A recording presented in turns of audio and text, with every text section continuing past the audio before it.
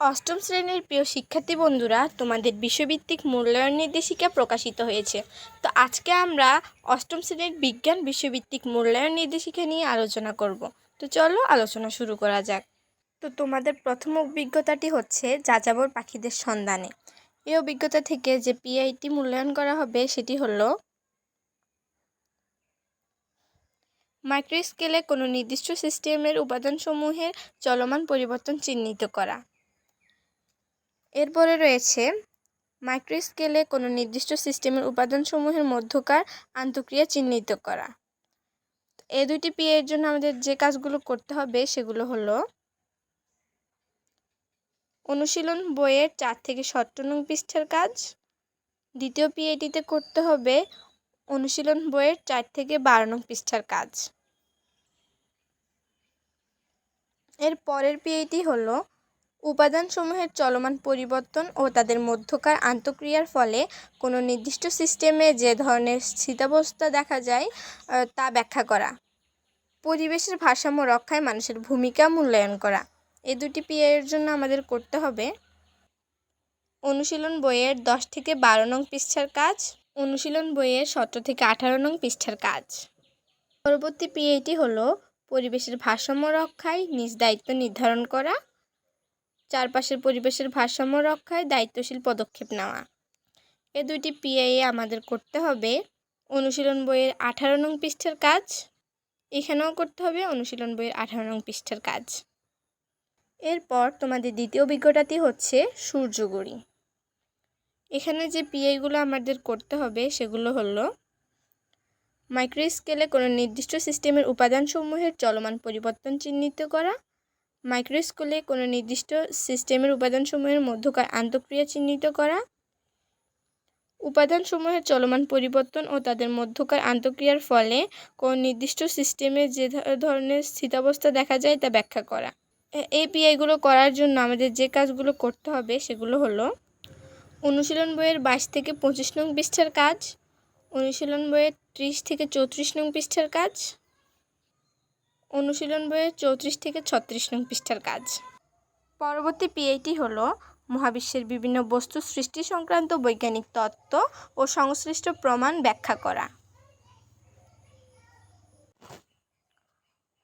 সময়ের সাথে সাথে মহাবিশ্বের বিভিন্ন বস্তুর ধারাবাহিক পরিবর্তন বর্ণনা করা, মহাবিশ্বের বিভিন্ন বস্তু যেমন পৃথিবী ও অন্যান্য গ্রহ উপগ্রহ ইত্যাদির উৎপত্তি যে একটি ধারাবাহিক পরিবর্তনের ফল তা তথ্য ও উপাত্তের ভিত্তিতে ব্যাখ্যা করা। এই পিআইগুলোর জন্য আমাদের করতে হবে অনুশীলন বইয়ের 34 থেকে 36 নং পৃষ্ঠার কাজ, অনুশীলন বইয়ের 29 থেকে 30 নং পৃষ্ঠার কাজ, অনুশীলন বইয়ের 35 থেকে 37 নং পৃষ্ঠার কাজ, অনুশীলন বইয়ের 29 থেকে 30 নং পৃষ্ঠার কাজ। পরবর্তী পিআইটি হলো বৈজ্ঞানিক অনুসন্ধানের জন্য একাধিক সম্ভাব্য পরিকল্পনা যাচাই করা, বৈজ্ঞানিক অনুসন্ধানের জন্য একাধিক সম্ভাব্য পরিকল্পনার মধ্য দিয়ে একটি নির্বাচন করা, বৈজ্ঞানিক অনুসন্ধানের জন্য নির্বাচিত পরিকল্পনার যৌক্তিকতা ব্যাখ্যা করা, অনুসন্ধানের প্রাপ্ত ফলাফলের একাধিক ব্যাখ্যার সম্ভাব্যতা যাচাই করা। এই পিএগুলোর জন্য আমাদের যে কাজগুলো করতে হবে সেগুলো হলো অনুশীলন বইয়ের 30 থেকে 32 নং পৃষ্ঠার কাজ, অনুশীলন বইয়ের 30 থেকে 32 নং পৃষ্ঠার কাজ, অনুশীলন বইয়ের 30 থেকে 32 নং পৃষ্ঠার কাজ, অনুশীলন বইয়ের 35 থেকে 36 নং পৃষ্ঠার কাজ। 3 নং অভিজ্ঞতাটি হলো সবুজ বন্ধু। এই অভিজ্ঞতায় যে পিআইগুলো আমাদের করতে হবে সেগুলো হলো ক্ষুদ্রতম স্কেলে কোনো বস্তুর গঠন বর্ণনা করা, ক্ষুদ্রতম স্কেলে কোনো বস্তুর উপাদানসমূহ যে নিয়মে বিন্যস্ত হয় তা ব্যাখ্যা করা, ক্ষুদ্রতম স্কেলে কোনো সজীব অথবা অজীব বস্তুর কোনো গঠন বৈশিষ্ট্যের কারণে তার কোনো নির্দিষ্ট আচরণ দেখা যায় তা চিহ্নিত করা। এই পিআইগুলোর জন্য আমাদের যে কাজগুলো করতে হবে সেগুলো হলো অনুশীলন বইয়ের 39 থেকে 50 নং পৃষ্ঠার কাজ, অনুশীলন বইয়ের 49 থেকে 50 নং পৃষ্ঠার কাজ, অনুশীলন বইয়ের 49 থেকে 51 নং পৃষ্ঠার কাজ। পরবর্তী অভিজ্ঞতাটি হলো ফিল্ড ট্রিপ।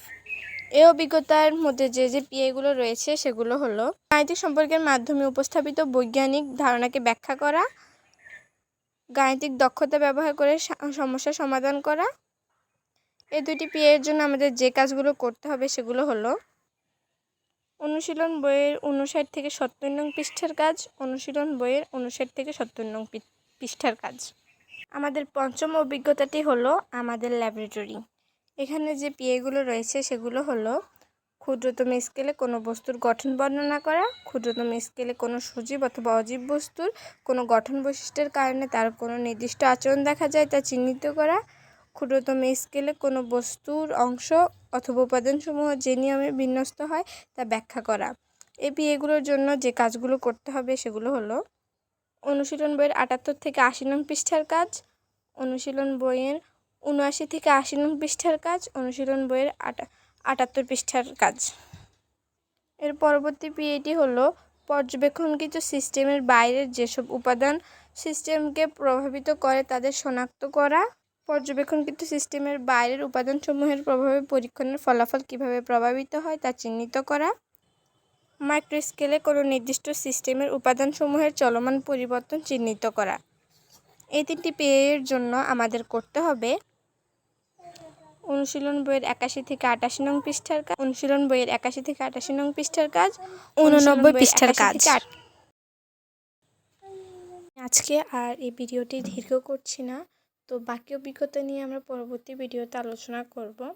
আমাদের ভিডিওটি ভালো লেগে থাকে সাবস্ক্রাইব করে আমাদের সাথেই থাকবেন। ধন্যবাদ সবাইকে।